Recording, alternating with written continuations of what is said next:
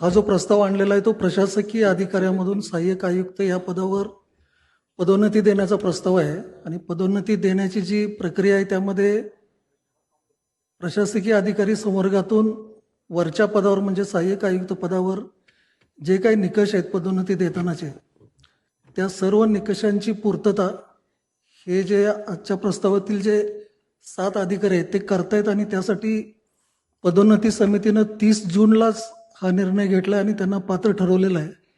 याचं नियुक्ती प्राधिकरण महासभा असल्यामुळं आपण हा महासभेसमोर प्रस्ताव ठेवलेला आहे. अनिकेत म्हात्रे साहेबांनी जो प्रश्न उपस्थित केलेला आहे की त्यांना अनधिकृत बांधकामाप्रकरणी नोटिसा दिलेल्या आहेत, परंतु नोटिसा दिल्या तरी अजून त्याचे खुलासे प्राप्त झाल्यानंतर त्याच्यावर काय दोषारोपपत्र ठेवायचे की नाही हा पुढचा प्रश्न आहे.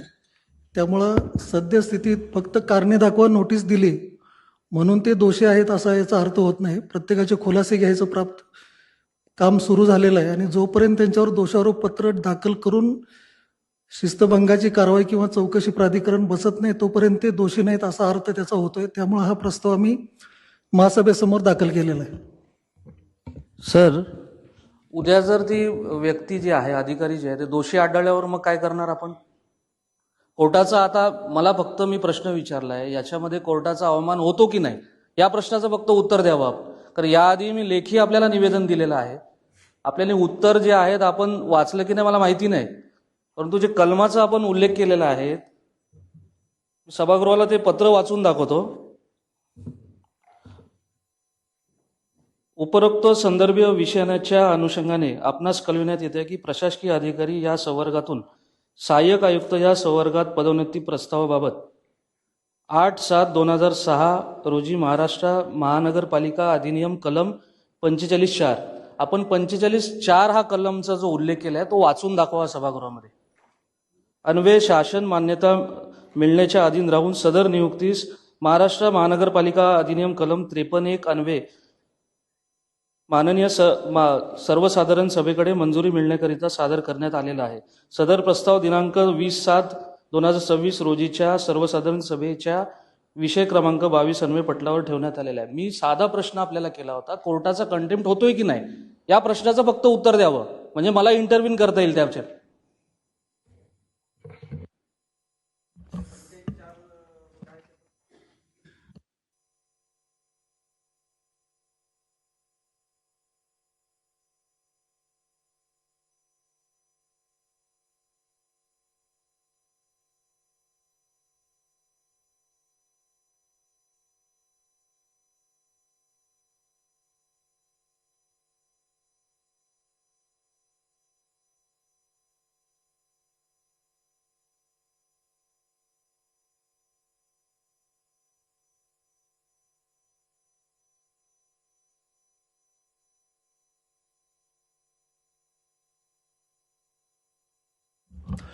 पंचेचाळीस 4 मी वाचलेलं आहे. 45(4) हे एखादी नेमणूक जर कायमस्वरूपी आपण केली तर त्याला राज्य शासनाची मान्यता घ्यायला लागेल. राज्य शासनानं नाकारली तर ती नेमणूक संपुष्टात येईल असं 45(4) मध्ये म्हणलेलं आहे.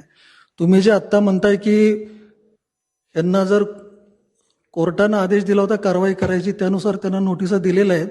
नोटिसा दिलेल्या अधिकाऱ्यांना जर प्रमोशन दिलं तर तो कोर्टाचा अवमान होईल का नाही हा तुमचा प्रश्न आहे.